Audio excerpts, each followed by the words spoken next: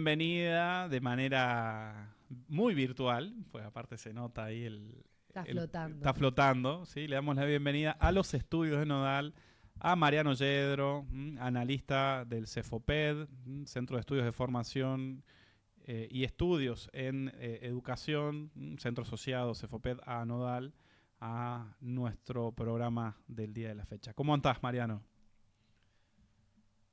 No te escucho. No te escuchamos. Está flotando, pero... ¿Ahí me escuchan? Ahí Ay, está. Qué lindo. ¿Cómo Bueno, estás, muy bien. Mariano? Muy bien, muy bien. Muy bien, Cachi, muy bien, Emilia. ¿Cómo están ustedes? Bien, acá andamos. Mariano, en esta mañana fresquita. Y bueno, cerrando un poco con vos el tema, ¿no? Supongo que ahí nos venís escuchando, pero bueno, contanos, ¿no? De qué lectura tienen desde el CFOPED y bueno, y cómo se puede ir al fondo del debate, ¿no? Que a veces cuesta. Mira, nosotros lo que venimos a plantear un poquito son como ciertas tendencias que venimos viendo en el plano educativo, ¿no? En algunas áreas como matriculación, terminalidad, privatización y EdTech, ¿no? Son tendencias que abordan el lapso del 2000 a la actualidad. Eh, lo sacamos de unos informes que hace la campaña latinoamericana para el derecho a la educación, CLADE, ¿no? Son informes del 2020, del 2024, algunos con gráficos, otros, el otro informe, digamos, que más o menos plantea cuestiones similares. Pero bueno, teníamos ahí algunos grafiquitos, no sé si producción podrá ponerlo, vamos a ir viendo. eh, es ver, por ejemplo, cómo entre el 2000, el 2015, 2016, 2017 más o menos, en este momento de gobiernos progresistas, hubo un incremento, digamos, de lo que podríamos llamar las políticas educativas, ¿no? Eh, si vemos, ahí está, perfecto, perfecto. Esto ahí lo que tenemos es el nivel preescolar, ¿no? Lo que sería particularmente la sala de 5 años. Eh, Tenemos en términos generales una matriculación, algunos países cerca del 100%, otros más cerca del 80%, ¿no? Pero si vemos algunos casos, por ejemplo, la Argentina pasó del 73 al 97%. En el caso de El Salvador, ahí alcanzó el 92%. En el caso de Brasil, el 95%, ¿no es cierto? En términos generales, ahí se avanzó bastante, podríamos decir, en este periodo, pero quedó la brecha esa que va sobre todo entre los 0 y los 3 años, ¿no? Ahí la educación siguió siendo más un privilegio que un derecho. Eh, si vamos al segundo gráfico, es el gráfico que aborda el nivel primario, ¿no? En términos generales, este es el nivel que más desarrollo ha tenido, históricamente, podríamos decir. Tenemos ahí como tasa neta de matriculación un 93%, en el caso de Argentina. Estamos hablando de tasa neta para América Latina en general, ¿no es cierto? En el caso de Argentina, históricamente fue alta. Hablamos de fíjense, ahí del 2000 al 2018 pasamos del 95 al 98%. ¿Sí? El caso de El Salvador también, fíjense que algunos datos no están de algunos años, hablamos del 95%. Fíjense la evolución de Brasil, importante, en el nivel primario, del 77 al 95%. Y de Venezuela tenemos algunos datos, llegamos al 98%. ¿No? Si pasamos al otro gráfico, al gráfico número 3, al secundario, gracias a la producción. Bueno, este nivel es el que más protagonismo ganó en las políticas educativas regionales junto a la de la primera infancia, particularmente los 5 años, ¿no? En la sala de 5 años. ahí teníamos que la tasa de matriculación es, en términos generales, como promedio del 77%. Y tenemos también en la evolución que va del año 2000 al 2017, 2018, fíjense ahí algunos casos, como el de la Argentina, que pasa del 80 al 90 aproximadamente. Poneme la... el caso del Salvador, fíjense que ahí podemos empezar a ver algunas cuestiones, ¿no? 65%, ¿no? En el nivel secundario. Claro. De matriculación. Una tasa baja. Fíjense Brasil, del 55 al 85%, y Venezuela el 85%. Esto es para este periodo que va del 2000 al 2016, 2017. Este informe es un informe del 2020, ¿no? Ahora, si nos vamos a un informe del 2024, podríamos decir que esta tendencia se mantiene, ¿no? En términos generales. Ahora bien, si vemos ahí la tasa de terminalidad del nivel secundario, que por ahí es el nivel más complicado, ronda aproximadamente el 60%, ¿no? O sea, la mitad, podríamos decir. Y ahí destacábamos esto, que es muy importante para la terminalidad de ese nivel, el nivel socioeconómico de las familias. Si uno toma algunos datos, por ejemplo, el quintil más rico de la población termina el 90%. El nivel más pobre termina la mitad. Claro. ¿No?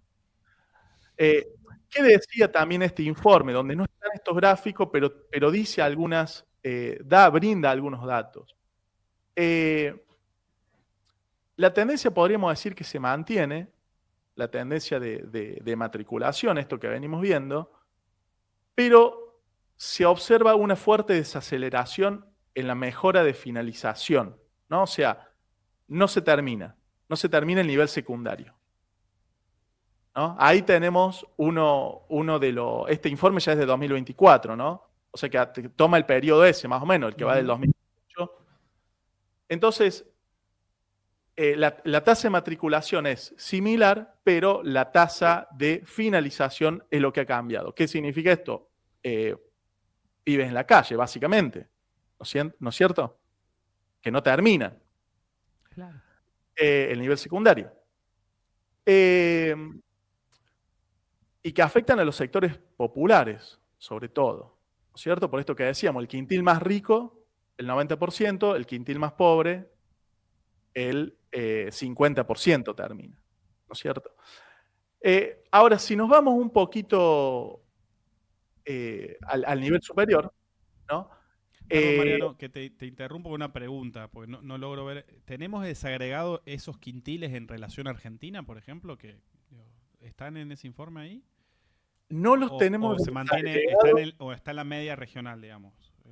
Esa es la media regional, la que aparece ahí, pero Argentina anda más o menos por ahí, claro, porque los considere. Creo que era 35, 40 aproximadamente, el quintil más vulnerable, y 90, 95% el quintil más rico que terminaba. Claro. ¿No? Sí. Claro, esto si son esos números de Argentina, ¿qué le queda para algunos países que no tienen la estructura económico-social del país, de nuestro país? Golpeada como está, pero... claro, pero este dato que te estoy dando es del 2017 aproximadamente, 17. Para Argentina. ¿No? O sea que habría que ver cómo evoluciona después ese quintil. Claro. ¿Sí? Sí, porque está bajando mucho los niveles de terminalidad de la educación secundaria y hasta primaria.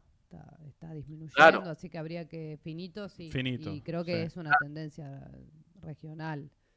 Claro, es una tendencia regional. Ahí habría que ir a ver ahí algunos datos, pero bueno, en términos generales lo que señalamos desde este informe es esto, ¿no? La fuerte desaceleración, que con qué va de la mano, que también es un indicio que tomamos, es con la caída del Producto Bruto Interno o del porcentaje del Producto Bruto Interno destinado a educación, ¿no es cierto? Que ha caído en la Argentina. Recuerden que la ley de educación nacional era del 6%, bueno, ha caído, ¿no es cierto? Y además de eso también con que esto es fundamental también, el empeoramiento de las condiciones socioeconómicas, ¿no es cierto? Porque eso hace más difícil también la terminalidad.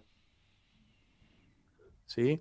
Totalmente, es incompatible, digo, empieza a ser incompatible muchas veces, ¿no? Y esto es, creo que ahí es donde se conecta, esto que decís, Mariano, es importante traer estos números porque ahí donde se retira el Estado con sus, ¿no? Con sus instituciones educativas, con un proyecto, ¿no? de formación y de educación para el trabajo, digo, con todas las críticas que podemos hacer a los sistemas educativos, pero ya cuando desaparece la institución educativa que cumple un montón de otras funciones, porque también ahí muchos comen, por ejemplo. A la escuela comedor. Aunque sea comen, ¿no? Entonces, cuando esto se retira, este Estado presente se retira, bueno, aparece el crimen organizado, el narcotráfico, ¿no? El consumo, bueno, y todos los flagelos a los que están expuestos nuestros niños, ¿no? Sí, las escuelas también devienen en esto que se señala muchas veces centro de contención, digamos, ¿no? O sea, ahí empieza, la escuela cambia su función, podríamos decir, es algo que tiene que hacer, que es necesario, pero bueno, empieza a pensarse de otra forma, digamos. ¿Sí? Y en este sentido, por ahí también traer a cita un punto que me parece que lo señalaba Cristina en el discurso que señalábamos, que marcamos en uno de los programitas que dio no me acuerdo si era en la UBA o en la Facultad de La Plata, el último discurso que dio en el marco de la educación, donde señalaba la importancia de la escolarización completa, ¿no? De 8 horas, ¿no? Sobre todo para sectores vulnerables, dijo, ¿no? Bueno, claro, que permitan a sus padres salir a tener un trabajo, ¿no? Y ellos y los niños estar en ámbitos cuidados, formando y educándose. Exactamente. Bueno, y después, si avanzamos un poquito más, el nivel superior, ¿no? El nivel superior, que ahí habíamos traído otro gráfico, no sé si lo tenemos. Sí, ahí lo está buscando la producción al gráfico. El gráfico 4. Ahí lo está buscando. Mientras tanto te vemos muy bien en nuestro estudio. Bueno, ahí tenemos que la tasa de matriculación ronda el 40 al 50% aproximadamente, ¿sí? Ha aumentado considerablemente esa tasa regional, podríamos decir, en ese periodo, del 2000 al 2016, aproximadamente, 17, del 15 al 50%, ¿no? Aunque la diferencia entre países es bastante considerable, ¿no? Ahí, fíjense también algunos datos, ¿no? Argentina cómo pasa del 50 al 100%, El Salvador del 21 al 28, menos, ¿no es cierto? Brasil ronda el 50% aproximadamente. Y también lo que señala este informe que les decíamos recién es que en este nivel, del 2015 al 2022, fíjense, si el crecimiento en el nivel superior era del 15 al 50%, ahora es del 49 al 55%. ¿No? O sea, en un lapso de tiempo de unos 7 años aproximadamente, el crecimiento es bastante menor. ¿Sí? También lo que decía este informe, que es de junio del 2024, de la CLADE, de la Campaña Latinoamericana para el Derecho a la Educación, que están accediendo sectores medios y sectores altos, ¿no? Y también alerta sobre cierta tendencia hacia la precarización de las instituciones públicas y el aumento de la privatización. ¿Sí? Entonces, bueno, ahí tenemos como ciertos datos donde vamos viendo cómo hay un desfinanciamiento de la educación pública en diferentes niveles. Lo notamos sobre todo en los niveles de 0 a 3 años, ¿no? Donde, si bien en el periodo que uno dice que va del 2000 al 2015, bueno, se presentaba como desafío en el marco de otros avances, nada se ha hecho ahí. Y después, el problema en el nivel secundario, ¿cierto? Como la tasa de matriculación ha quedado fija, básicamente, a la vez que se ha deteriorado el nivel de terminalidad. Y en el caso del nivel superior, cómo se ha producido también un amesetamiento, podríamos decir, del acceso, más chiquito, y se ha incrementado la privatización, ¿no es cierto? O sea, acceden menos y hacia instituciones privadas, podríamos decir, ¿no es cierto? Eso es un poco lo que ha venido pasando en este último tiempito, digamos, ¿no? En estos últimos, del 2016 al 2022, decía el informe. Esto como tendencia regional, podríamos decir. Bueno, acá un poco es la discusión sobre la que más o menos nos situamos, digamos, la importancia de podríamos decir, políticas educativas que tiendan a financiar la educación pública. Se habían hecho acuerdos, ¿no es cierto? Tanto a nivel en términos de pactos internacionales, intentando que los países tengan un porcentaje de su PBI destinado a la educación. Lo que dice este informe también es cómo desde el 2017 ese financiamiento en términos regionales ha venido decayendo. ¿No es cierto? Ha venido decayendo. Está bien, se entiende la pandemia, puede ser un punto, pero bueno, en términos generales se ha desfinanciado el sistema público. ¿No es cierto? Claro, está claro el modelo, aumentan, ¿no?, los gastos en seguridad y disminuyen los gastos en educación, ¿no? Y hay un redireccionamiento, una transferencia directa de ingresos. Lo que marcas de la pandemia me parece que es importante, pero vimos exponencialmente crecer las ganancias de algunas empresas tecnológicas que están cambiando también los modelos educativos, digo, y eso ustedes lo vienen trabajando particularmente.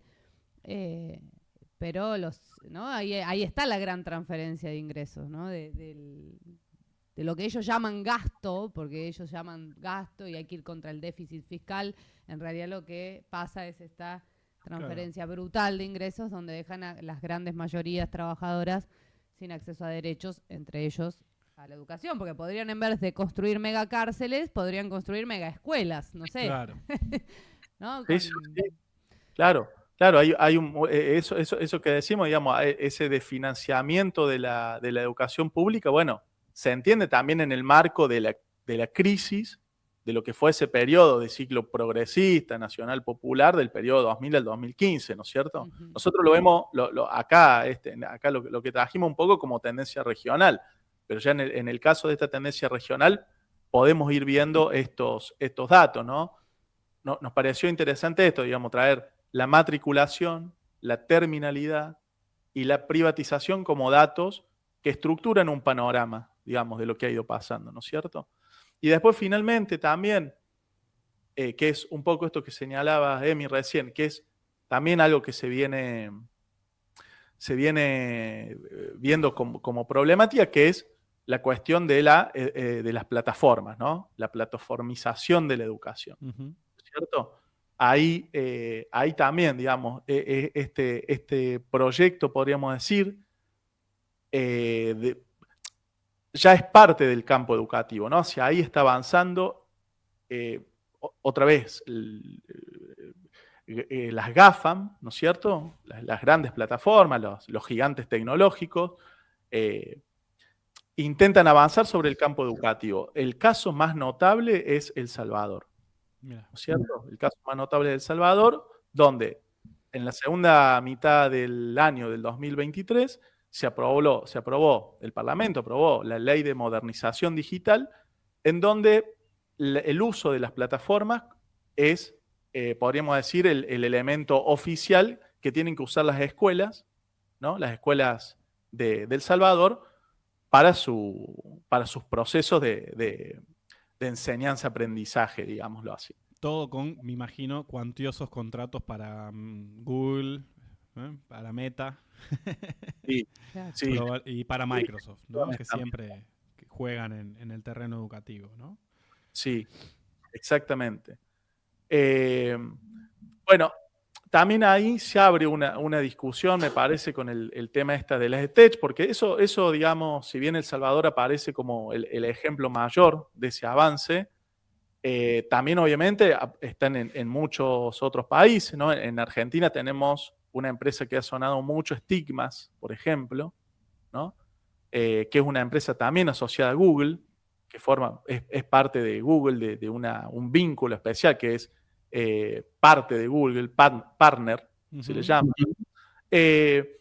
Bueno, y eso abre una serie de discusiones también en el campo de la educación sobre la cuestión del extractivismo de datos, porque las plataformas están entrando ya al ámbito educativo. Nosotros lo escuchamos decir a Luca que ya avanza sobre nuestras vidas. Bueno, si hay el aula quedaba más o menos afuera de eso, bueno, no, porque ahora además lo tenés ahí. Que también cuál es acá la cuestión. Bueno, obviamente la enorme capacidad para delinear perfiles que son usados después para el consumo, ¿no es cierto? La venta de publicidad, el consumo. El modelo educativo que se pregona, un modelo más bien de corte emprendedorista, ¿no? Sin tener en cuenta las condiciones socioeconómicas de los sujetos para un desarrollo sostenible, podríamos decir. El rol del docente, esto también es importante porque aparece como el docente aparece medio anulado, ¿no es cierto? Es la plataforma directamente la que te enseña. Se anula ahí el proceso histórico, podríamos decir, maestro-estudiante, ¿no? Que nace con Sócrates. Y después también cómo se dan los procesos de aprendizaje en el marco de instituciones que, como dice Inés Dussel, hija de Enrique Dussel, se da en entornos educativos sociotécnicos, una educación. Claro. Nunca se da solamente desde una plataforma, sino que se da en el marco de ciertas relaciones. Ahí, bueno, pensar el aula, pensar las escuelas, ¿no? El trabajo docente, el sujeto pedagógico. Claro. ¿No? Sí. Bueno, estas son algunas de las tendencias que nosotros vemos un poco de lo que viene pasando en el campo educativo como tendencia regional que abren como distintas tareas a realizar, ¿no es cierto? Distintos puntos a ver, ¿no? También fue señalado el tema de las plataformas por Cristina en ese discurso, ¿no es cierto? El tema de, bueno, cómo desarrollar sujetos preparados, digamos, podríamos decir, en el área digital, ¿no? Pero con políticas, porque, como dijo, digamos, se habla muchas veces de Silicon Valley, pero el programa Progresar se desarticuló totalmente.